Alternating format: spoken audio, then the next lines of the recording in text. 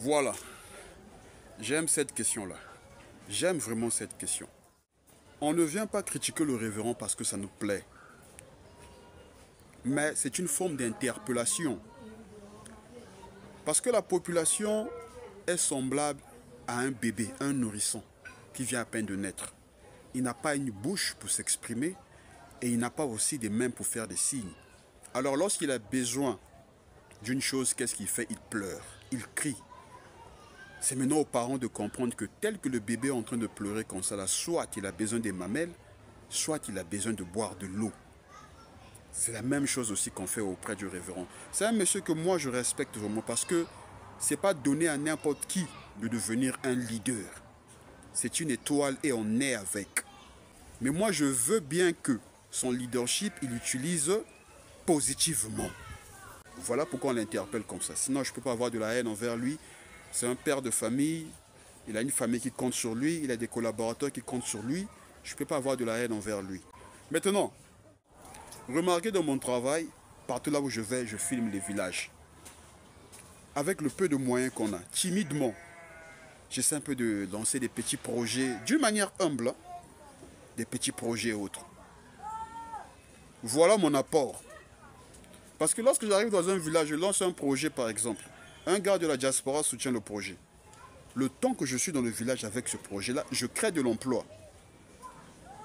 Il y a un Congolais qui ne travaillait pas. Le temps que je passe dans le village, par exemple 2 semaines, il trouve du travail grâce à moi. Il y a une maman qui a du mal à vendre son poisson. Le temps que je passe dans le village là, grâce à mon projet, elle vend très bien son poisson. Il y a un hôtel qui est là, par exemple, qui a du mal à avoir des gens pour payer. Le temps que moi je suis là, je suis logé à l'hôtel et je paye. Moi, je pense que c'est de cette manière qu'on peut faire avancer les choses. Donc, bref, c'est un peu ça. Ma ligne éditoriale à moi, c'est pas les critiques vaines. C'est pas venir faire du bruit comme le font certains. Tu parles beaucoup, tu insultes. Non, non, non, non, non. C'est pas ma ligne éditoriale. Ma ligne éditoriale à moi, c'est que là où je suis levé en tant que Youlou, c'est de me battre, de créer des petits projets et faire que ne fût-ce que 5 ou 10 Congolais gagnent dans le projet que je lance. C'est de cette manière qu'on va faire développer ce pays-là. Sinon, venir critiquer, critiquer, critiquer, ça ne va rien changer. De toute façon, jusqu'à présent, qu'est-ce que ça a changé? Répondez. Nous sommes une génération transitionnelle. Là, je parle de la génération 80. Le véritable combat qu'on doit mener, ce n'est pas le combat de critiquer. C'est le combat de se poser des questions. Le pays qu'on va laisser à nos enfants, là, qu'est-ce qu'on va leur léguer? On doit leur léguer un pays indépendant, intégralement et souverain aussi. Donc le combat qu'on doit mener, c'est le combat sur la monnaie, voir si le franc CFA c'est bon pour nous, voir les accords coloniaux, voir un peu les partenariats qu'on peut avoir avec des pays, de manière qu'on devienne véritablement souverain en tant que peuple. Tant que nous, notre génération, on ne verra pas ces problèmes-là.